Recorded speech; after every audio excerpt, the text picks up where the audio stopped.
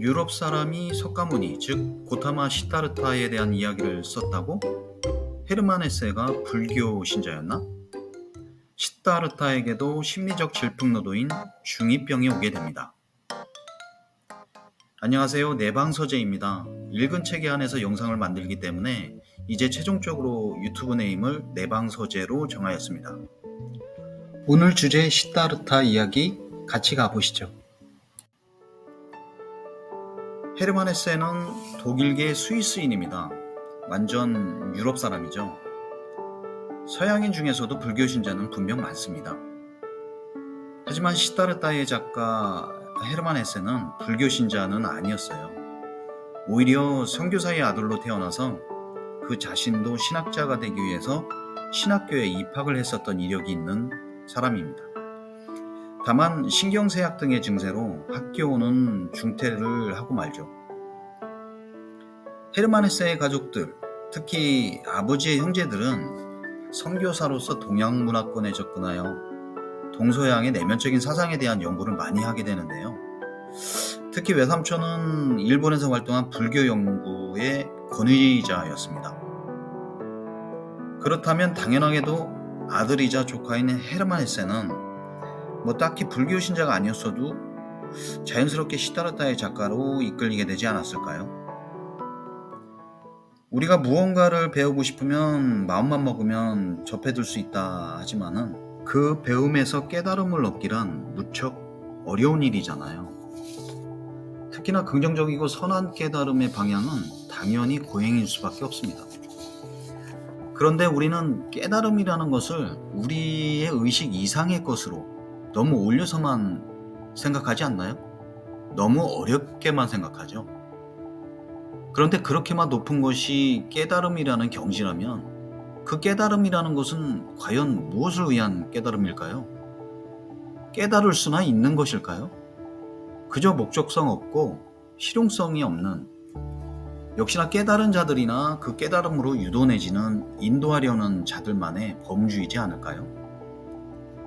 모름지기 많은 사람들이 쉽게 접하고 또 쉽게 배워서 바로 이행할 수 있는 그러한 깨달음이 지금의 현실에는 맞지 않을까 싶습니다. 바로 이 부분을 시타르타에서 볼 수가 있는데요. 헤르만 헤세의 시타르타에서는 그 깨달음의 깊이와 거리를 우리들 가까이로 끌어오려고 시도를 합니다.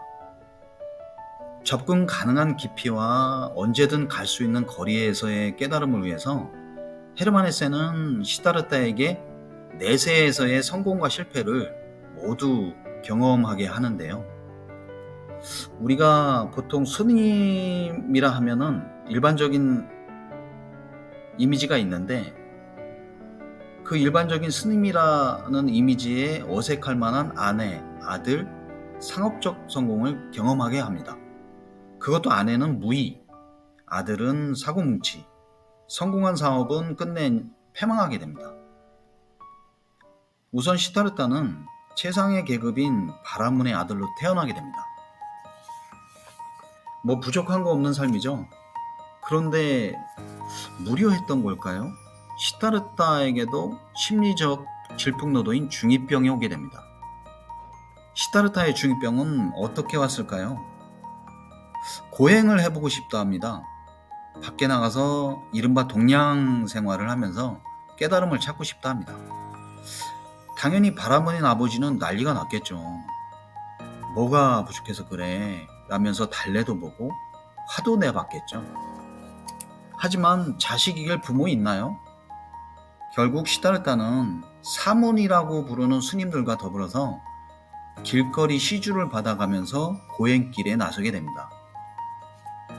여기서 고행 끝에 바로 깨달음을 얻어서 부처가 되었다라는 식의 고상한 결론을 헤르만 헤세가 쓰지는 않았겠죠.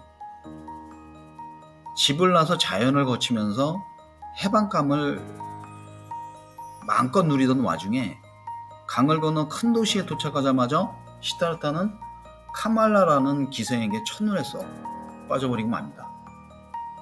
그리고 시타르타는 그 길로 이발소로 갑니다. 멋있거나 예쁘게 보여야 되잖아요. 시타르타는 머리카락도 이쁘게 자르고 수염도 말끔히 깎고 목욕까지 깨끗이 한 다음에 카말라의 집 앞에서 오후 늦게까지 다리가 아프도록 기다립니다. 그리고 그녀가 나오자마자 자동적으로 90도로 꾸벅절을 하면서 사랑을 고백합니다. 역시나 한눈에 시타르타를 눈여겨보았던 카말라 역시 시타르타를 받아들이게 되고 그녀의 집에서 같이 기거하게 되는데 이른바 살림을 차린 거죠. 남자가 집 안에서 빈둥대면 보기 안 좋잖아요.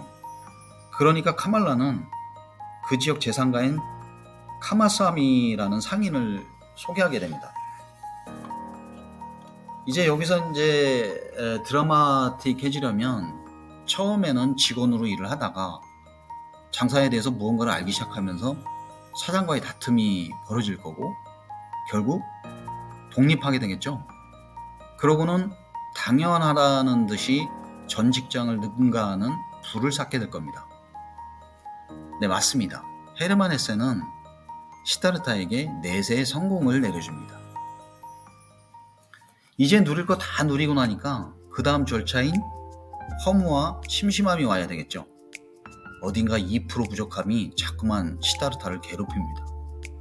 근데 그 2%가 결국 시타르타의 모든 것을 망가뜨리게 되죠. 어떻게 해야 될까요? 여기서 이제 공식 있잖아요. 자유에 대한 갈망. 네, 또 떠나야죠. 모든 것이 부질없어졌으니까. 이제 터벅터벅 걸어서 도착한 곳은 세상과 심리의 경계 역할을 했던 강입니다. 그리고 그때 만난 사람은 스승과 신의 대변인 그 강의 뱃사공. 당연히 둘 사이에 명대사들을 주고받으면서 서로에게 큰 영향을 주었겠죠. 그 주고받은 이야기들 속에서 뭔가 훅 깨달아야 하는데 여기서 하나를 더 던져줍니다. 카말라가 낳은 시타르타의 아들. 아버지를 만나야겠다고 아들을 데리고 나선 카말라는 강가에서 죽게 되고 그래도 아들은 다행히도 아버지인 시타르타와 함께 강가의 움막에서 지내게 됩니다. 근데 세상 부족한 것 없이 호사스러운 집에서 자라던 아이가 움막이라니. 그러면 맨날이 투정이었겠죠. 결국 견디다 못해 아들을 도시의 집으로 다시 돌려보내고 난 후에 시타르타는 뱃사공으로 다시 돌아오게 되고 오리지널 뱃사공은 시타르타의 눈에서 이제 미래의 부처의 예감을 확인한 후에 산으로 퇴장합니다. 저는 이러한 장면이 기억에 남습니다. 문장은 이제 정확하게 기억이 나진 않지만 대략 이런 내용이었는데요.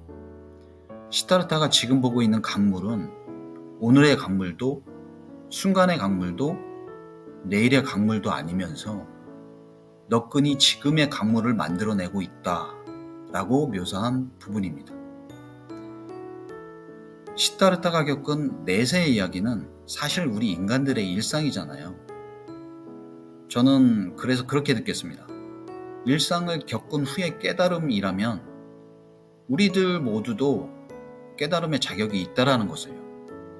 우리 모두가 부처의 후보라는 것을요. 깨달음은 일상에서 나와야 된다는 것을요.